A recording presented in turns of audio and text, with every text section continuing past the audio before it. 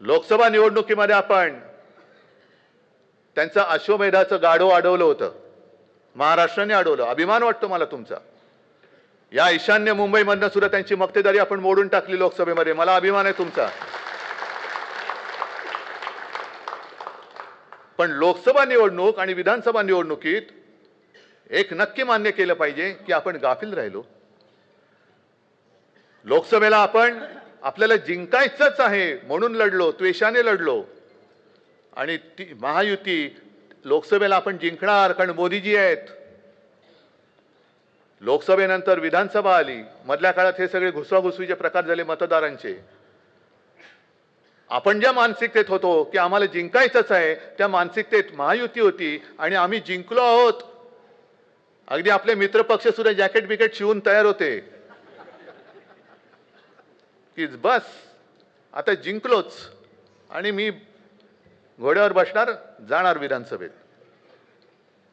म्हणजे त्या निकालानंतर मला काही जणांनी जे सांगितलं, काँग्रेसवाले आले, राष्ट्रवादीवाले काही आले आणि मला म्हणाले, उद्धवजी एक चूक जी झाली ती झाली, ते नाव जाहीर करायचं वगैरे म्हटलं ते सोडून द्या, त्याचा आता इतिहास झाला. पण त्यांनी सांगितलं ते फार महत्त्वाचं होतं की विधानसभा निवडणुकीमध्ये आपण केलेलं काम आपल्या ह्या जागेच्या साठमारीमध्ये आपणच मारून टाकलं. आपणच मारून टाकले. खरंय. आपण काय करत गेलो, तुम्ही किती देणार, एवढे, आम्ही एवढे, तुम्ही काय करणार, हे, आम्ही हे, ह्याच्यातच राहिलं. अरे पण आपण उत्तमरित्या सरकार चालवून दाखवलं. जगभरामध्ये आणीबाणी सदृश्य परिस्थिती नव्हे, आणीबाणीपेक्षा वाईट परिस्थिती होती, त्याही वेळेला आपण महाराष्ट्र थांबू दिला नव्हता. हे आपण लोकांना सांगूच शकलो नाही. आणि तेच काम नेमकं त्यांनी केलं. भ्रष्टाचार भ्रष्टाचार भ्रष्टाचाराचा काय आगडोम नुसता केला. आहे इकडे आता सूरज, आहे इकडे बसलाय, नाही घाबरला. काय खिचडी घोटाळा. अरे तुम्ही बका बका बकासुरासारखे खाताय, तुमचे हजारो कोटीचे भ्रष्टाचार आता बाहेर येत आहेत. संजय राऊतला आत टाकला होता तुरुंगात, नाही डरला. एक तर मला वाटतं घाबरून संजयला त्यांनी सोडून दिला. जा बाबा जा, आला तू गेलास तर तिकडे बरं. काही गेले शेपट्या घालून. पण त्या सगळ्यांना तिकडे घेऊन जणू काय गंगा स्नान घातलं तसं भाजपा स्नान घातलं त्यांनी आणि पवित्र करून टाकलं. अजितदादांनी घेतले 70,000 कोटी, ह्याना गेले एवढे हजार कोटी. हे घोटाळे कितीचे. प्रफुल्ल पटेलला धुवून स्वच्छ केला. म्हणजे हे सगळे घोटाळेच्या घोटाळे हे आता तुम्हाला लोकांना सांगण्याची गरज आहे. आपण गाफील होऊन नाही चालणार. आपण केलेली कामं, मुंबईमध्ये केलेली कामं मी अभिमानाने सांगेन. जसं 2012 साली आपण फक्त 2 शब्दावरती मुंबई जिंकली होती, करून दाखवलं. आता 2017ला पण तेच केलं. आणि हा जो कोस्टल रोड आहे, देवेंद्र फडणवीसना म्हणावं, हे तुमचं नाहीये, हे कर्तृत्व माझ्या शिवसेनेचं आहे. त्याचं भूमिपूजन मी केलेलं आहे.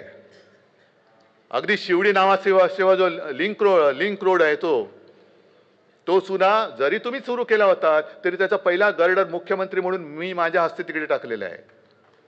कोरोना काळामध्ये मी काम बंद पडू दिलेलं नव्हतं. मेट्रोची कामं बंद पडू दिलेली नव्हती.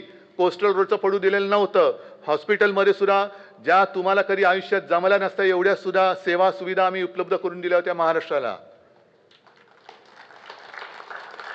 फक्त तुम्ही तुमच्या मालकांच्या मित्रांची हुजरेगिरी मी केली नाही म्हणून मी उद्धव ठाकरे नाही. तुम्ही उद्धव ठाकरे नाहीच आहात आणि होऊ शकतच नाही आहात.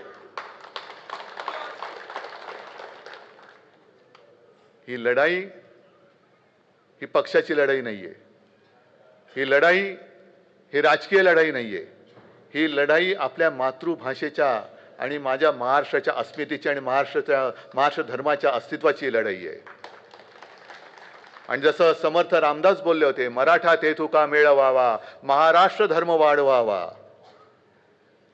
तेच बरोबर शिवसेना प्रमुख 66 साली बोलले होते.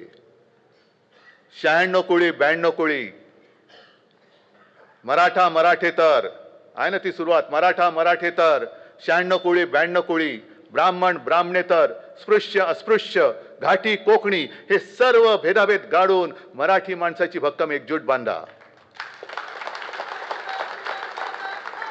आणि एकजूट बांधल्यानंतर निर्धार तर तुम्ही केलेलाच आहात. केलाय ना. मला तुमच्याकडनं एक शपथ पाहिजे. एक शपथ अशी की मुंबई महापालिकेची निवडणूक जेव्हा लागेल, कधी लावो, मी म्हणेन आत्ता घ्या. तुम्ही जिंकलायत ना, घ्या ना आत्ता. आम्ही नाही घाबरत, तुम्ही जिंकलेले का घाबरताय? आत्ता लावा, आम्ही तयार आहोत. पण तुम्ही सगळ्यांनी शपथ घ्यायची की निवडणुकीमध्ये बटेंगे नाही, कटेंगे नाही, फुटेंगे तर अजिबात नाही, बंडखोऱ्याच करायच्या नाहीत, चालणार नाहीत. कारण ही आपल्या आईच्या अस्तित्वाची लढाई आहे. आईशी बेईमानी करू नका, आईशी गद्दारी करू नका. कारण ज्या आईने आपल्याला जन्म दिला, ज्या आईने आपल्याला मोठं केलं, तिच्याशी गद्दारी करणारा कधी तिचं नाव घ्यायला लायक नसतो. म्हणून आज जसा तुम्ही लढण्याचा निर्धार केलाय, तसं आज जसं एकजुटीने इकडे आलेला आहात, निवडणुकीत सुद्धा एकजुटीने आपण पक्ष म्हणून, संघटना म्हणून देईल तो उमेदवार मी निवडून आणल्याशिवाय राहणार नाही, हा एक निर्धार करा आणि कामाला लागा. जय हिंद, जय महाराष्ट्र. धन्यवाद साहेब. मी राष्ट्रगीतासाठी सर्वांना विनंती करेन की आपण आपल्या जागी उभे राहायचं. उद्धव ठाकरेंचं घणाघाती भाषण आपण पाहिलं.